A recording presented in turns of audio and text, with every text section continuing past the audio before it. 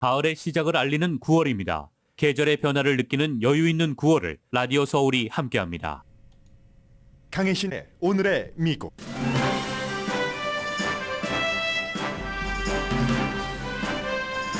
김정은 위원장이 탄 장갑 열차는 러시아에 도착했으나 블라디보스톡을 지나 북쪽으로 향했습니다. 김정은 위원장과 푸틴 대통령의 회담은 장소부터 비밀이 많지만 두 사람이 필요에 의해 만나는 친구인 건 분명합니다. 미국은 북한이 푸틴에게 원하는 군수품을 제공하면 주저하지 않고 새로운 제재를 가할 것이라고 거듭 밝혔지만 별 효과는 없는 경고입니다. 김정은 위원장을 만나기 전에 푸틴 대통령으로부터 미국인은 트럼프 전 대통령에게 많이 듣던 소리를 또 듣게 됐습니다. 푸틴은 트럼프 전 대통령 기소는 정치 라이벌의 정치 박해로 미국 시스템이 망가진 것을 증명하는 것이라고 말하면서 바이든 대통령을 비난했습니다. 트럼프 전 대통령은 의사당 폭동 사건 담당 판사 기피 신청을 했습니다. 자신에게 편견을 갖고 있기 때문에 공정한 재판을 하지 않을 것이라는 주장입니다. 담당 판사는 관련 재판에서 대통령은 왕이 아니고 피고는 피고로 재판받지 대통령으로 재판받지 않는다는 말을 했습니다.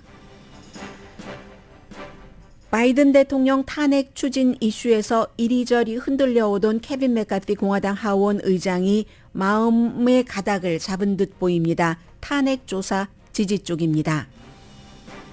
식품의약국은 파이저와 모더나의 코로나 백신을 승인했습니다. 질병통제국은 오늘부터 누가 백신 접종을 받을 것인지 대상에 대해 논의합니다. 전과는 달리 보험이 없으면 본인이 백신 접종 비용을 내야 합니다.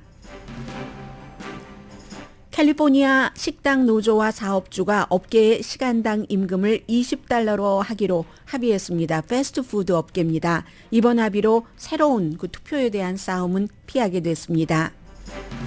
펜실베니아주 감옥에서 탈옥한 죄수가 주택에 침입해 집주인의 라이플을 갖고 도주 중입니다. 살인자인 탈옥수의 옷과 신발도 발견됐습니다. 미국은 이란에 억류된 미국인을 귀국시키기 위해 동결했던 이란 기금 $60억 이란이 쓸 수 있도록 허용했습니다. 한국에서 동결됐던 자산입니다. 공화당은 비난합니다. 모로코 지진 피해자는 3,000명에 가깝습니다. 모로코 지진이 캘리포니아주에 약한 벽돌은 죽음의 덫이 될 수 있다는 경고가 됩니다. 여러분 안녕하십니까? 오늘의 미국 강혜신입니다. 미국도 지금 뉴스에 탑 뉴스를 번갈아 가면서 보도를 하는데 하나는 케빈 맥카티 하원 의장이 지난주까지만 하더라도 또 아니라고 하더니 아마 이번 주 목요일에 발표를 할 것 같습니다. 바이든 대통령 탄핵 과정을 본격적으로 시작한다는 발표를 목요일에 할 것으로 알려졌고 그 뉴스와 김정은 위원장과 블라디미르 푸틴 러시아 대통령과의 회담을 번갈아 가면서 지금 탑으로 보도를 하고 있는데 필요에 의한 친구라고 말씀을 드렸습니다. 이 필요에 의한 친구 관계가 친구라는 것은 또 영원할 수 없기 때문에 적어도 몇 년은 지금의 국제 정치 상황으로 가지 않겠는가 이렇게 많이 보고 있는데 지금 여러 가지입니다. 왜 위성은 김정은 위원장의 타고 있었던 장갑 열차를 발견하지 못했는가? 그리고 블라디보스톡이 아니라 아주 러시아의 블라디미르 푸틴 대통령이 자랑하는 몇 가지가 있잖아요. 그 우주 기지로 장소가 바뀌는 건가? 아니면 또 다른 장소가 될 수도 있는가? 누가 동행을 하고 있는가? UN 제재 위반인데도 필요에 의한 친구들이 본인들이 원하는 쪽으로 갈 것인가? 이런 여러 가지 게싱 게임을 지금 하고 있습니다. 당연히 이제 군 관계자들과 동행을 했고요. 동방 경제 포럼이 끝나고 나서 푸틴을 만날 것이다. 오늘 이제 포럼이 끝나게 되는데 동방 경제 포럼이라는 곳에 사실은 그동안 일본이나 한국이 참여를 해왔었습니다. 주로 이제 중국이 주도를 했었고 그런데 우크라이나 전쟁이 굉장히 많은 것을 지금 바꾸고 있는 겁니다. 우크라이나 전쟁 때문에 중국도 그냥 친한 건 아니죠. 중국은 중국대로 북한을 아래에 두고 싶어하고 북한은 북한대로 중국은 참 알 수 없고 중국을 의심하고 기분 나빠하는 것도 있고 하지만 중국이 북한이 필요한 식량이라든가 여러 가지를 다 지원을 했기 때문에 가까워 보였고, 뭐 여러 번 말씀드립니다만 러시아와 북한과의 관계는 중국과 그 북한과의 관계만큼은 아니었습니다. 그런데 이제 늘 중국의 어떤 면들을 의심하고 하던 차에 러시아와도 좀 가깝게 해야지 되겠다, 이런 생각을 하고 가는 것이고 필요한 것도 있는 것이고, 그래서 이제 동방 경제 포럼은 우크라이나 전쟁 때문에 북한이 러시아와 조금 더 가까워져야지 되겠다, 이렇게 생각을 하고 있는 것처럼 동방 경제 포럼에는 그동안 쭉 참석을 했었던 한국과 일본이 우크라이나 전쟁 때문에 지금 참여하지 않고 있습니다. 그리고 이제 그 러시아의 대통령이 거기서 이제 얘기를 했고, 그런데 이제 러시아에 도착을 하기는 했고 영접도 받았고요. 김정은 위원장이 기차에서 잠시 내려서, 그리고는 또 북쪽으로, 블라디보스톡은 북한과 아주 가깝잖아요. 그런데 이 지금 북쪽으로 쭉 가서 지난번에 제일 처음 푸틴 대통령과 김정은 위원장의 회담에 대해서 보도를 해드리면서 경호팀들이 지금 블라디보스톡도 갔고, 그리고 이제 그 위성 시스템이 있는 또 다른 곳을 갔고 또 모스크바까지 갔다라고 말씀을 드렸습니다. 그래서 지금 그 시찰단이요, 김정은 위원장이 러시아를 방문하기 전에 이 보스토크니 우주센터도 방문을 했다라고 말씀을 드렸는데, 지금으로선 이것도 게싱 게임이죠. 이곳에서 우주센터에서 회담을 하는 게 아닌가, 이제 이런 거. 그리고 지금까지 북한은 그 위성 시스템 2번이나 실패를 했기 때문에 북한 지도자의 관심을 충분히 받을 만하죠. 보스토크니 우주센터가. 블라디미르 푸틴도 너무너무 자랑스럽게 생각하는, 그래서 그곳에서 만난다는 것도 가능하고, 그리고 그렇게 되면은 지금까지 블라디보스톡에서 만나지 않을까. 이 푸틴도 저쪽 이제 서쪽 끝에 있는 모스크바부터 동남쪽 끝에 있는 블라디보스톡까지 와서 마침 동방 경제 포럼이 열리니까 거기서 만나지 않을까 하고 추측들을 했었잖아요, 전문가들이. 그 추측을 벗어나는 거기 때문에 더 좋은 거죠. 김정은 위원장으로서는 보스토크니 우주센터에서 만난다는 것이 이 신변 안전을 생각할 땐 저기서 만날 것이야 라고 하고는 뭐 열차 아래까지도 전부 뭐 폭발물 위험 같은 것을 완전히 막은, 그렇기 때문에 장갑 열차라고 부르잖아요. 그런 걸 타고 다니는데 이쪽으로 게싱을 했는데 장소를 저쪽으로, 완전히 더 북쪽으로 확장 북서쪽으로 올라가는 보스토크니 우주센터에서 이제 만난다는 것은 여러 가지 보안상의 이유로 훨씬 나을 수도 있다 하는 얘기고요.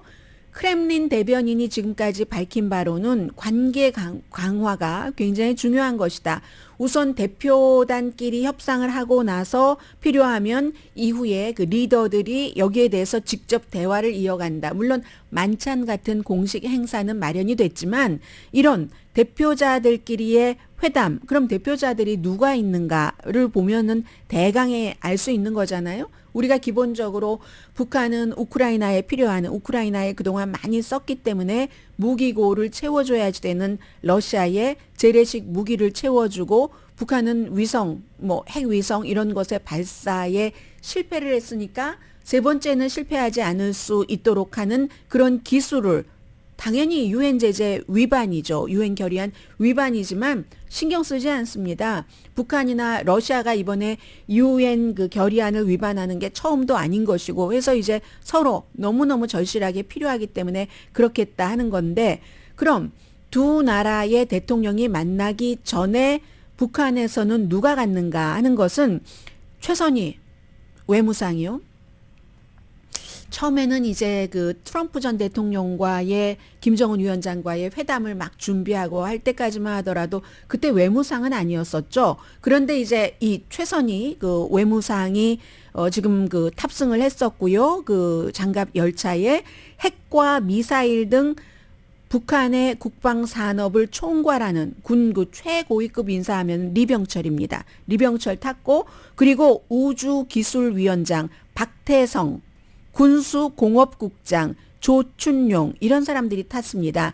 그래서 이제 그 시찰단이 그 우주센터에 이제 간다 하는 이런 얘기가 있었으니까 당연히 이제 우주기술위원장 박태성도 탑승을 했고, 그리고 그럼 김여정이 있는가 이건 잘 모르겠다고들 얘기를 하고 있거든요. 왜냐하면 뭐 열차 옆에 있는 모습은 아마 안 탄 것 같은데요. 포착이 됐었지만 지금 이제 러시아에서 내렸을 때는 없었고, 북한의 이제 국방장관이죠. 강성남도 탑승했을 가능성이 있다고 많이 보고들이 있습니다. 그래서 기본적으로 큰 틀에서는 재래식 무기를 공급하고 기술 이전과 특히 이제 식량 지원 같은 것은 당연히 이제 원하고 있겠죠. 북한이. 그렇지 않아도 지금 흉작이니까 유엔 제재 위반인데 막을 길이 없습니다. 북한으로서도 러시아로서도. 러시아는 유엔 상임이사국이잖아요. 안전보장이사회의 상임이사국인데도 이렇게 위반을 합니다. 그래서 어떤 국가에서는 이거 러시아는 빼야지 돼라는 얘기들을 많이 하고 있는데 뭐 유엔의 원칙을 위반한 게 한두 번이 아니니까 러시아가 특히 북한과 연관해서도 전혀 미국이 아무리 뭔가를 북한을 향해서 주기만 해봐라 라고 경고를 계속하고 심지어 기밀이었던 김정은 위원장의 러시아 방문을 기밀을 해제하면서까지도 미국의 언론에 쫙 흘렸잖아요. 뉴욕타임즈를 포함해서 먼저 보도를 했고 한국에서도 그 같은 미국의 언론 또 미국의 정부 입장을 쭉 공개한 것을 통해서 보도를 했는데 그렇게 하고 경고를 해도 전혀 움직이지 않습니다. 너무나 필요한, 서로가 필요한 친구이기 때문에. 그리고 이제 동방경제포럼에서 기자가 물어봤죠. 이 블라디미르 푸틴 러시아 대통령은 뭐 Q&A 같은 것, 기자회견 같은 것 하면은 막 3시간, 4시간은 보통입니다. 체력도 좋아요. 그래서 이제 그 질문에 답하는 과정에서 트럼프 전 대통령의 법적 문제에 대한 질문도 나왔는데 이건 당연히 이제 서로 뭐 그렇게 하기로 하고 한 그 질문이겠죠. 기본적으로는 트럼프 기소가 러시아에 아주 좋다라고 얘기를 했습니다. 왜 좋으냐면 미국이 망가지고 있다는 것을 보여주는 것이기 때문에. 미국이 뭐가 망가지는 것이냐 하는 것은 미국 시스템이 트럼프를 기소했다는 것은 미국의 법적 시스템이 망가지고 있다는 것을 보여주고 있다라고 얘기를 했습니다. 우리는 트럼프 전 대통령과 트럼프의 측근으로부터 굉장히 많이 들어왔었던 얘기입니다. 트럼프에게 일어나고 있는 모든 일은 정치적인 이유로 정치적인 경쟁자를 박해하는 거다. 트럼프 전 대통령이 하는 얘기잖아요. 바이든 대통령의 법무부가 나를 박해를 해서 법무부가 지명한 특별검사에 의해서 내가 기소됐다. 기밀문서 케이스에 대해서도 의사당 폭동 사건에 대해서도 이런 주장을 그대로 푸틴 대통령이 했습니다. 트럼프 박해가 그것도 전 세계 사람들이 다 보고 있는데 이 정도로 트럼프를 박해할 수 있는가. 트럼프가 푸틴을 좋아할 수밖에 없어요. 그리고 미국을 조롱하는 거죠. 아니 다른 국가에게 다른 나라 사람들에게 민주주의를 가르치는 척하는 미국이 이렇게 트럼프를 박해할 수가 있는가. 이건 미국 정치 시스템이 너무나 부패했다는 것을 보여주기 때문이다. 뭐 이런 얘기. 미국 자본주의의 짐승 같은 얼굴을 드러냈다. 뭐 이런 표현도 했습니다. 그리고 바이든 대통령에 대해서 이게 다 바이든 대통령이 못했고 트럼프 전 대통령은 피해자라는 얘기잖아요. 푸틴이 지금 하고 있는 얘기가. 바이든 대통령이 또 잘못한 것은 러시아에 대한 아주 그 강한 그 편견을 심어줬다. 트럼프 전 대통령은 반대로 러시아는 좋다. 블라디미르 푸틴은 좋다. 푸틴이 하는 말은 다 진짜인데 어떻게 푸틴이 그렇게 말을 했는데 내가 미국 정보국의 말을 듣고 푸틴의 말을 듣지 않을 수가 있느냐. 이 얘기잖아요. 2016년도 대선에 개입했다고 미국의 뭐 중앙정보국 뭐 무슨 등등등등 뭐 정보자 붙어 있는 그 당시에 17개의 그런 모든 정보국에서 러시아가 개입을 했다. 그 결과가 얼마나 트럼프 당선에 영향을 미쳤는지는 모르지만 러시아는 러시아의 인권을 강하게 비난하는 힐러리 클린턴이 대통령 되는 것을 엄청 싫어했고 얼마 전에 블라디미르 푸틴이 암살한 것으로 세계에서 다 믿고 있는 프리고진 같은 사람이 이런 파밍이라고 얘기를 하죠. 인터넷 그런 것을 조작하는 회사를 만들어서 그렇게 조작을 했다라고 미국의 정보국은 결론을 내렸는데 푸틴이 그럴 리가 없다. 푸틴이 안 했다고 하지 않느냐. 이게 트럼프의 얘기였고 그 같은 트럼프를 강하게 보호하고 바이든이 잘못했다 하는 게 푸틴의 화답이었습니다. 그리고 또 하나 누가 대통령이 되든지 이 러시아와 미국의 이런 그 관계에는 변함이 없다까지 나왔고요. 이제 뭐 오늘의 미국이 끝나고 나서 그 러시아 또 시차가 있고 하니까요. 그때부터는 이제 뭐 관계자들끼리의 미팅이 되었건 푸틴과 이 김정은 위원장과의 직접적인 정상회담이 됐건 뭐가 돼도 뉴스가 나오겠죠.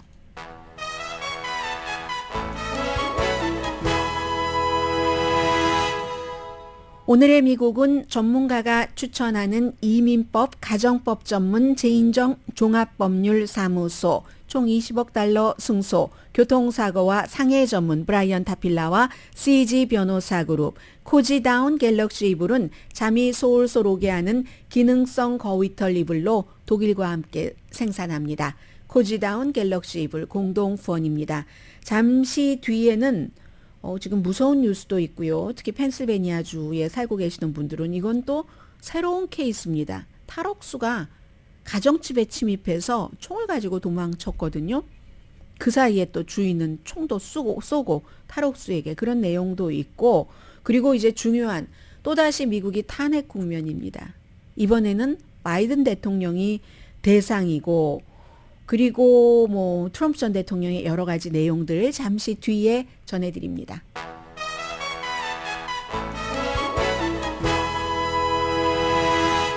라디오 서울 방송 오늘의 미국 듣고 계십니다.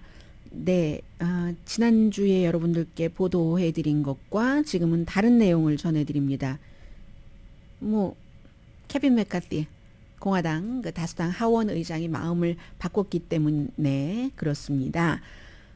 오늘 이제 그 휴회 오랜 동안 이제 여름방학처럼 했죠. 의회가 6주일 휴회를 하고 처음으로 이제 돌아왔는데, 그런데 지금 해야지 될 일이 굉장히 많습니다. 지출안에 동의를 해야지 되는데, 지금 공화당의 강성이 특히 이제 프리덤 코커스 멤버들을 중심으로 해서 트럼프 전 대통령 뭐 탄핵안 시작하지 않으면 절대로 연방정부가 문을 닫는 한이 있어도 지출안에 동의하지 않겠다. 뭐 지출안도 그냥 공화당이 원하는 것대로 되는 것도 아니고 백악관이 원하는 만큼도 아니고 협상을 하는 거죠. 해서 주거니 받거니 하면서 이 협상을 이루는 건데, 뭐 연방정부 샷다운도 우리는 신경 쓰지 않겠다. 바이든 대통령의 탄핵이 뭐 정부 샷다운이냐 아니냐보다 더 중요하다 하는 게 지금 공화당의 강성의 입장입니다. 그랬더니 지난주까지만 하더라도 충분히 증거가 있어야지 투표에 붙이겠어 하던 케빈 맥카티 하원 의장이 뭐 법사위원회라든가 감시위원회라든가 이런 그 중진들을 만나서 목요일에 이 탄핵 추진을 시작을 하겠다라고 발표를 한다는 게 지금까지 나온 얘기입니다. 오늘 화요일이니까 오늘 내일 사이에 또 마음이 변할 수도 있을지 모르겠습니다. 바이든 대통령을 탄핵한다는 것은 사실은 바이든 대통령이라기보다는 바이든 대통령의 아들인 헌터 바이든의 사업과 관련해서 바이든 대통령이 부통령이었었을 때 어떤 도움을 줬을 것이다. 증거가 있으면 왜 진즉에 하지 않았겠습니까? 아직 뭐 뚜렷한 증거는 없다고 보는 사람들이 많은데 하도 강성이 뭐 밀어붙이니까 아마 케빈 맥카티 하원 의장도 끌려나가는 것 같습니다. 해서 탄핵 절차를 시작하기에 충분한 증거가 있다 하고 밝힐 예정이랍니다. 목요일에요. 그리고 그렇게 해야지 공식적으로 모든 바이든 대통령 가족에 대한 은행 문서, 기록 같은 것을 들여다보는데 좀 도움이 된답니다. 그러면 이제 탄핵안이 시작이 되면은 항상 예산안 통과시키고 뭐 여러 가지 이런 노력들이 아주 복잡해지고 다른 이슈는 전부 뒤에 가려지잖아요. 지금 뭐 9월 며칠입니까? 오늘 12일인데 9월 30일이 연방정부의 회계 연도가 끝나는 때이기 때문에 여기서 이제 임시를 하던 1년 예산안이라도 뭔가를 해야지 되는데 탄핵하면은 거기에 신경이 다 쓰이고 인원도 없고 할 수 있는 일이 없잖아요. 그래서 지금 그런 것이고, 심지어는 하원의 보수주의자 사이에서도 이거 아직 증거가 충분하지 않는데 라고 찬성표 던지지 않을 것이라고 얘기하는 사람도 있습니다. 218표를 받아야지 되거든요. 하원에서는 과반수, 그리고 상원에서는 3분의 2 돼야지 이제 대통령이 탄핵되는 건데, 트럼프 전 대통령 하원에서는 당시에 민주당이 다수당이었기 때문에 통과가 됐고 상원에서 3분의 1을 받을 수가 없죠. 그래서 이제 탄핵이 안 됐는데, 이번에는요 지금 하원이 전체 의원이 435명입니다. 공화당이 222명이고 민주당이 10명 작은 212명입니다. 민주당이야 당연히 전원이 대통령 탄핵하자 하는 것에 반대표를 던질 것이고, 그러면 공화당 212표인데 민주당에서 가져올 표는 없고 여기서 4명만 빠지면 하원에서조차도 통과되지 않는 거거든요. 그러면 케빈 맥카티 하원 의장은 공화당의 보수적인 인물들이 지난번에 하원 의장 만들어줄 때 약속했었지? 우리가 원하는 것 해준다고. 당신 마음에 들지 않으면 한 사람만 하원 의장 자리 이거 신임하지 못한다고 하면은 그거 당신 자리 일자리 내놔야지 돼. 이렇게 얘기를 하잖아요. 그러니까 진퇴양난입니다. 케빈 맥카티는 아주 프리덤 코커스를 포함한 강성들이 해달라는 대로 해주지 않으면 하원 의장 자리가 굉장히 약해지거나 그 자리 이제 다음에 갖지 못할 수도 있고, 뭐 얼마 안 남았잖아요, 회기가. 그리고 그렇다고 탄핵 투표를 해서 탄핵이 통과되지 않으면 또 스타일 엄청 구기는 거죠. 통과되지 못할 것을 왜 그렇게 투표에 붙였는가. 이건 판단력 부족 아닌가. 아니면 보수주의자들을 다독이는 지도력 부족이 아니었는가. 그럼에도 불구하고 하원 의장 자리를 먼저 생각을 지금으로서는 한 것 같습니다. 지금 218표여야지 되는데 222표니까 4명 빠져나가면 끝나는 것이라고 말씀을 드렸잖아요. 그런데 바이든이 승리한 지역구 출신 뭐 여러 명 있지 않겠어요? 네브라스카의 던 베이컨, 그리고 뉴욕의 마이클 롤러, 이런 의원은 증거가 충분하지 않다. 탄핵 재판을 할 때 이렇게 얘기를 하고 있고요. 지역구를 의식한 발언이기도 하죠. 또 심지어 프리덤 코커스, 그 최대 강성인 프리덤 코커스 소속인 캔버크 콜로라도주입니다. 공화당 강한 증거가 없다라고 얘기를 합니다. 그런가 하면 사우스다코타의 더스틴 존슨, 이 정도만 해도 4명 프리덤 코커스 멤버 1명을 포함해서 들어갔잖아요. 이건 공화당의 보수파와 온건한 공화당 간의 분열이라는 것을 보여주는 것이기도 합니다.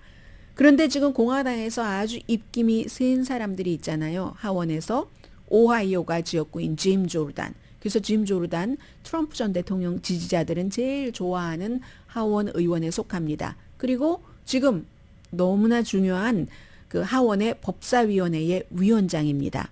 이거 탄핵 시작해야지 돼 라고 얘기를 하고 있고, 그리고 짐 조르단이 원래 제일 처음에 프리덤 코커스라는 가장 이 우파적인 극단적인 것을 밀어붙이는 그 프리덤 코커스의 그러니까 처음에 1기 의장이었었거든요. 지금은 뭐 스캇 페리 의원입니다. 펜실베니아가 지역구인.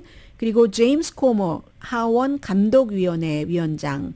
이제 이런 사람들이 너무 강하게 얘기를 하고 있고, 마조리 테일러 그린 이 조지아주의 그 하원 의원이요. 또 플로리다주의 맷 게이츠. 이 맷 게이츠 이런 사람들은 본인들이 오점이 많기 때문에 트럼프 전 대통령을 강하게 지지해서 트럼프 전 대통령 지지자들의 지지도 받고, 트럼프 전 대통령이 재선되면 본인 뭐 여러 가지 재판 같은 것 걸려 있는 것에서 좀 피하고 싶어 하는, 말하자면 텍사스주의 지금 검찰총장이 상원에서 탄핵 재판에 들어갔는데 그런 형편이잖아요. 똑같이 이런 맷 게이츠 의원 같은 사람이 굉장히 압박을 합니다.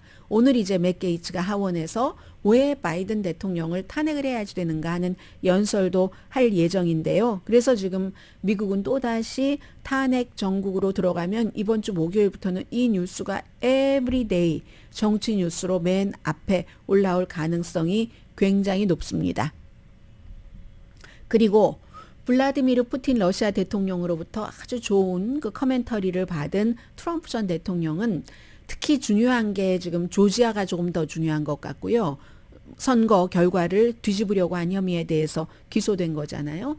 그리고 거기는 아직 재판 날짜 안 잡혀 있고, 의사당 폭동 사건에도 트럼프 전 대통령이 과연 유죄인가 무죄인가 여기서 재판을 바꿔달라고 그 판사 기피 신청을 했습니다. 9페이지짜리인데요. 그 기피 그 신청을 한 내용에 그 내용을 한마디로 요약하면 이 판사는 나에 대해서 편견이 있기 때문에 그 재판 판결을 할 때 나를 어떻게 하면 감옥으로 집어넣으려고 한다. 이건 트럼프 전 대통령이 그동안 소셜 미디어를 통해서 수없이 얘기를 해왔었던 거고, 그 같은 소셜 미디어를 보고 이 판사를 위협을 하려고 한 사람들이 굉장히 많았습니다. 그 가운데서 아주 그 심각하게 위험을 했었던 텍사스의 한 사람은 체포가 되기도 했잖아요. 나중에는 내가 뭐 좀 잘못한 것 같아 이렇게 얘기를 했지만, 그 판사가 타냐 추트칸이라는 판사로, 네, 맞습니다. 오바마 대통령이 지명을 했었던 판사고, 의사당 폭동 사건에 대해서 이게 이제 워싱턴 DC에서 일어났고, 이 같은 건데, 이 판사 자체는 트럼프 전 대통령 이 케이스를 재판을 하는데 순번제로 돌아갑니다. 판사들은. 그런데 이제 그렇게 오바마가 지명한 판사가 딱 맞게 된 거예요. 그 순서대로 했었을 때 의사당 폭동 판결에 대해서 굉장히 터프하게 판결한 게 맞습니다. 아프리칸 아메리칸 여성 판사고요. 이 트럼프 전 대통령 변호팀이 특히 이 판사 안 된다라고 얘기한 것은 이런 얘기입니다. 이 1월 6일 의사당 그 조사위원회가 있었잖아요. 이제 이번에 이제 지난번에 계속 그 하원에서 민주당이 다수당일 때 쭉 조사를 했는데, 트럼프 측에 뭔가를 자료를 요청하면 안 주겠다고 하고 실제로 주지 않고 의사당 그 조사위원회에 안 주겠다.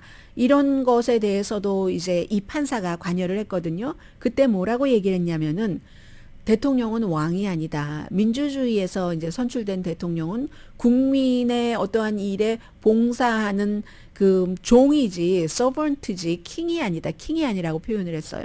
그리고 여러 가지 일에 대해서 나중에도 또 뭐 얘기를 한 거, 두 가지 에피소드를 얘기를 했는데, 피고는 왕이 아니다. 피고는 그냥 피고일 뿐이다. 피고는 프레지던트가 아니다. 피고는 피고일 뿐이고, 이 형사 사건에서 뭐 대통령으로서 형사 사건에서 재판받는 게 아니다. 뭐 이런 얘기를 했습니다. 그것이 이 오바마가 지명한 판사는 나를 감옥에 가두려고 혈안이 돼 있는 사람이야. 이걸 계속 반복을 해서 소셜미디어에 올리니까 이 판사에 대한 위협이 많아지는 겁니다. 심지어 판사가 트럼프 전 대통령에게 선동적인 그 소셜미디어 활동을 하지 말라고 경고를 해도, 트럼프 전 대통령이나 블라디미르 푸틴 러시아 대통령이나 어떤 마초맨과 같은 그런 그 모습을 보이는 사람들은 그 경고 무시합니다. 본인이 원하는 길을 갑니다.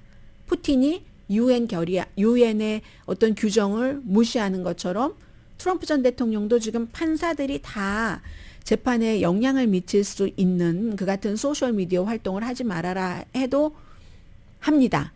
지금 이 일이 이렇게 돼 있기 때문에, 그러니까 밖에서 볼 때는 미국은 지금 개판이다.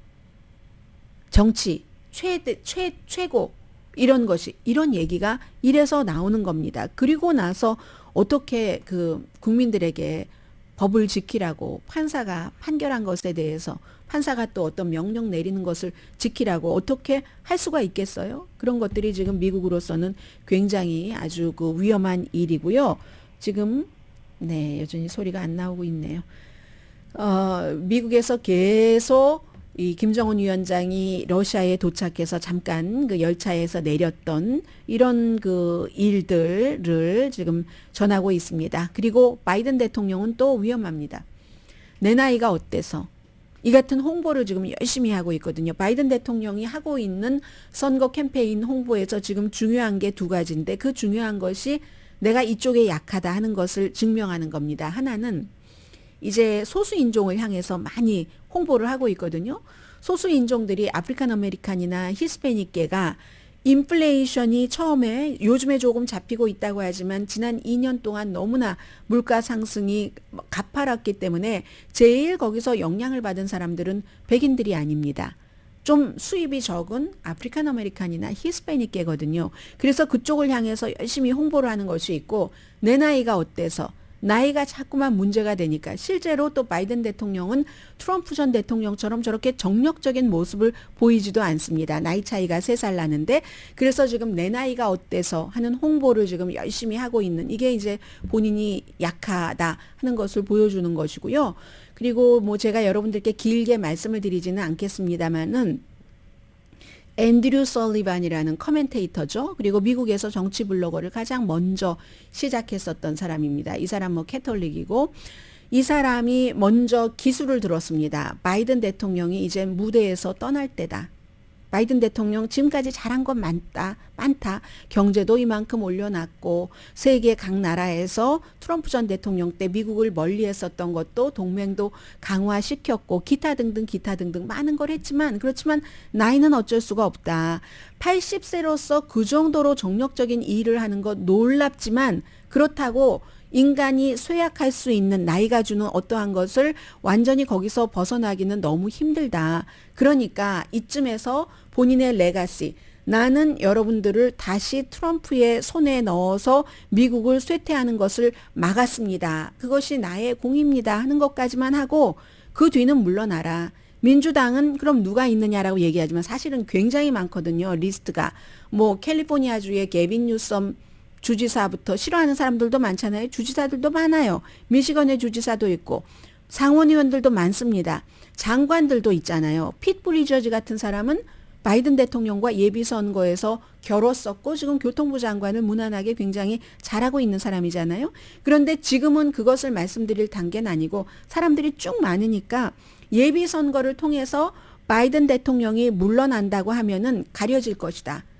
가려지고 나면은 지금처럼 과거와 과거의 대결이 아니다. 트럼프 전 대통령처럼 굉장히 분열적인 사람이 미국을 더 분열시키면서 과거를 외치는 것과 민주당에서 지금 바이든 대통령이 나간다면 노쇠한 과거인데 그걸 딱 떨치고 나는 그럼 다른 후배들에게 물려주겠어 라고 하면은 본인의 레가시, 트럼프를 물리쳐서 4년을 구한 그 레가시를 딱 반짝반짝 빛날 때 가지고 가면서 민주당에선 새로운 힘이 들어가기 때문에 민주당의 새로운 힘과 트럼프라는 과거의 대결이면 이거 괜찮다라고 이 앤드류 설리반 같은 사람은 얘기를 하고 있거든요. 이런 얘기가 많이 나옵니다. 저는 이걸 주목합니다. 왜냐면 얼마 전에 심지어 바이든 대통령의 전기를 쓴 사람도 바이든 대통령이 올해 말쯤 난 그 재선에 출마하지 않겠다라고 선언해도 놀라지 않겠다고 얘기를 했잖아요. 그리고 바이든 대통령이 실제로 약한 모습을 많이 보이니까 넘어지기도 하고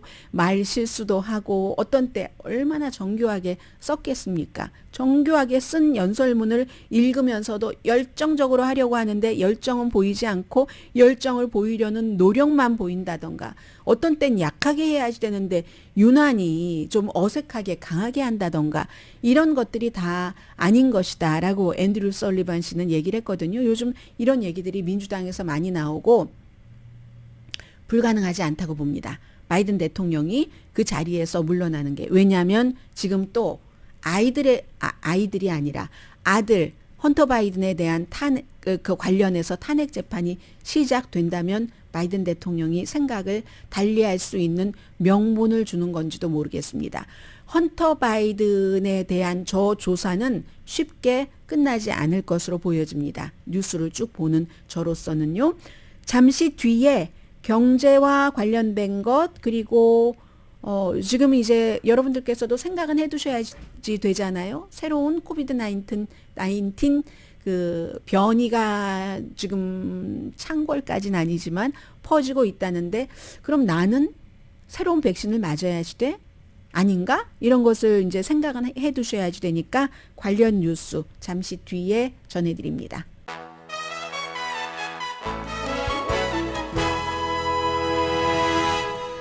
라디오 서울 방송 오늘의 미국 듣고 계십니다. 근데 요즘은 뭐 미국에서 아주 그 중요한 일들이 뭐 북한과 관련이 돼 있다던가 아니면 한국, 남한과 관련이 돼 있다던가 이런 이슈가 굉장히 많습니다. 지금 이것도 논란이 될 가능성이 많은데요. 바이든 행정부가 동결했었던 그 이란 기금 60억 달러를 이란에 돌려주는 것을 허용을 했죠. 이게 몇 주일 전에 이미 있었던 것이고 이건 미국에서 갖고 있던 게 아니라 한국에서 갖고 있던 돈입니다.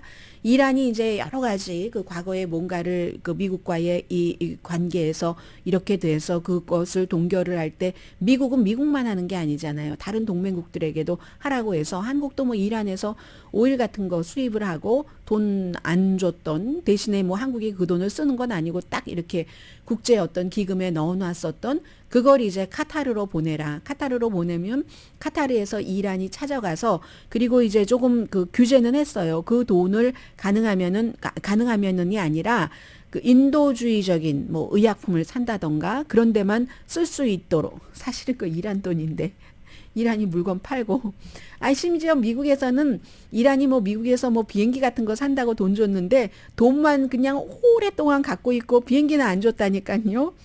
그런 것. 그래서 이제 그런데 지금 이게 논란이 될 만한 게 벌써 공화당에서는 어떤 의원은 뭐 정말 부끄러운 줄 알아라 이렇게 비난을 하고 있는데 이란이 지금 러시아가 우크라이나를 침공한 뒤에 드론 같은 거 공급한 것을 미국이 알고 있잖아요. 그래서 이게 그 드론으로 민간인을 공격을 한, 물론 이란이 우크라이나 민간인을 공격한 건 아니지만 이란이 러시아에 공급한 그 드론으로 민간인을 공격을 했다 하는 거잖아요. 그 상황에서 아니 돈을 풀어줘? 하면은 굉장히 그 논란이 될 가능성은 있는데 그걸 왜 풀어주는가? 이건 무슨 핵협상 그게 아니라요. 미국인이 이란에 그 억류돼 있어서 그 억류된 미국인 5명을 풀어주기 위해서 미국으로 귀국시키기 위해서 그렇습니다. 4명은 이미 이제 가택연금으로 들어갔고 그런데 뭐 예를 들어 이런 식이에요. 독재 국가에서는 그냥 마음대로 법에 맞지 않아도 뭔가를 저쪽 나라가 가장 약한 게 국민의 안전을 최우선으로 생각하니까 뭐 여행 갔다가 스파이야 하면서 스파이 혐의로 이제 체포가 되고 그리고 그런 경우에는 재판을 할 때 변호인도 붙여주지 않습니다. 그리고는 막 오랜 형량을 구형을 하고 선고를 하고 감옥에 가둬버립니다. 그러면 미국 정부로서는 그런 국민들을 구해내지 않을 길이 없는 거예요. 이런 때 할 수 없이 미국은 깡패 국가 비슷한 국가에게 양보를 하게 되죠. 그들 국가가 이제 더 많이 갖게 되죠. 얼마나 더 많이 갖느냐 이 문제인데 지금 이제 지난달에 감옥에서 가택연금으로 4명 이제 미국인 4명이 됐고 5번째 사람은 뭐 이미 그 가택연금 상태에 있었던 이런 미국인들 생명 때문에 그런 거고요. 그리고 이제 이 이슈는 약간 혼돈되기가 쉬운데요. 패스트푸드 업계 사람들에게 한 50만 명이 넘는답니다. 영향을 미치는 거예요. 이제 주말에 패스트푸드 업계에서 일하는 사람의 최저임금을 시간당 $20 협상하는 것에 패스트푸드 업체와 노조가 동의를 했습니다. 50만 명이 넘는데요. 캘리포니아주에서. 그럼 캘리포니아주의 최저임금이 $15 50센트잖아요. 캘리포니아주의 최저임금보다는 좀 높네요. 그래도 이것 가지고 캘리포니아주에서 렌트비 내고 생활하기가 힘든 건 사실입니다. 아무튼 이렇게 해서 일단은 종교를 했고 대신에 이렇게 이제 지난해에 캘리포니아주는 굉장히 리버럴이니까 어떠한 일하는 사람을 위해서 법을 많이 만들잖아요. 법안을 만들어서 지난해 노동절에 주지사가 서명까지 했죠. 뭔가 이런 업계에서 식품업계에서 위반 사례가 있으면 엄청나게 벌을 준다던가 하는 그래서 그 같은 법이 만들어지고 나서 이 업계에서는 그걸 무효로 해야지 된다 하고 돈을 엄청 들여서 뭐 주민투표에 붙이려고 했었죠.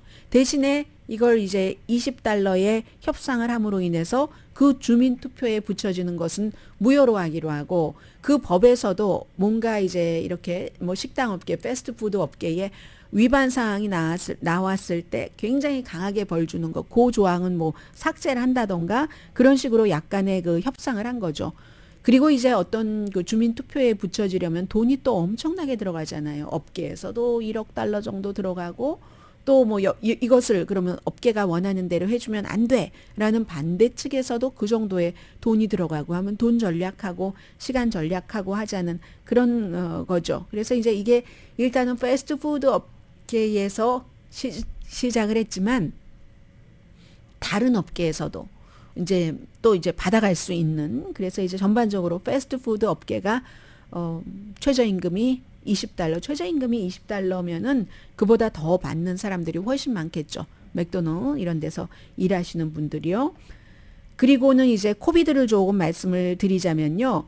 식품의약국은 파이저와 그 파이저 앤 바이오엔텍 독일의 회사 터키계 이민자 부부가 만든 파이저 앤 바이오엔텍 하나 모더나 어제 그 코비드 새로운 백신 승인했고요. 항상 순서가 그렇습니다. 식품의약국이 승인을 하면 질병통제국이 또 질병통제국이 할 수 있는 일을 검토를 합니다.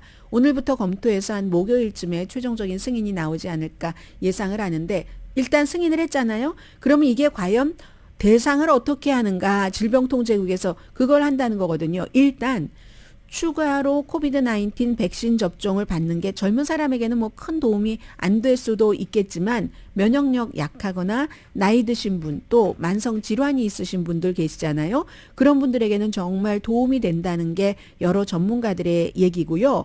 식품의약국은 뭐 이게 나이가 다 있습니다. 12살 이상은 파이저 앤 바이오엔텍 승인, 18살 이상은 모더나 승인, 뭐 6개월에서 11살까지는 뭐 파이저 앤 바이오엔텍 모더나 백신의 뭐 업데이트 버전 사용할 수 있다. 뭐 이런 것들이 있는데 질병통제국의 것까지 합쳐서 나중에 최종 결과가 나오는 거고요.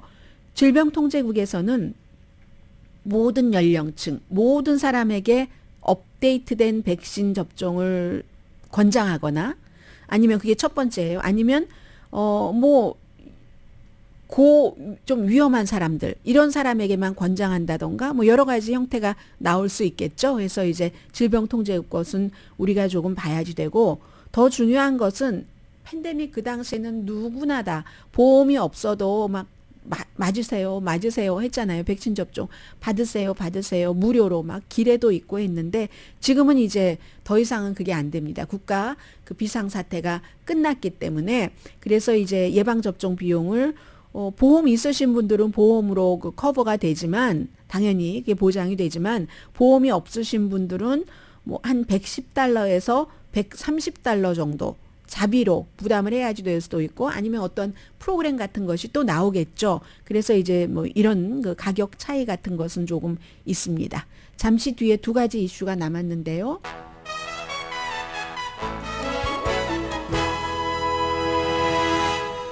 라디오 서울 방송 오늘의 미국 듣고 계십니다. 펜실베니아에서 필라델피아에서 북서쪽으로 떨어진 사우스 컨벤트리 타운십이라는 곳에서요. 얼마 전에 제가 말씀드렸었죠. 감옥에서 벽을 한쪽 벽에는 손 반대편에는 다리로 해서 쫙 이렇게 올라가서 지붕을 통해서 이제 감옥에서 탈출을 한 34살의 살인범입니다. 살인으로 이제 유죄 판결을 받고 며칠 뒤에 탈옥을 한 건데 2017년도에 브라질에서도 무슨 뭐 자동차 수리하고 수리비 때문에 누구를 살해한 그런 혐의를 받았는데 이 사람이 그 당시에는 브라질의 뭐 아마존 밀림으로 도망쳤다고 하는데 이번에는 탈옥을 해서 한 가정집의 차고에 들어가서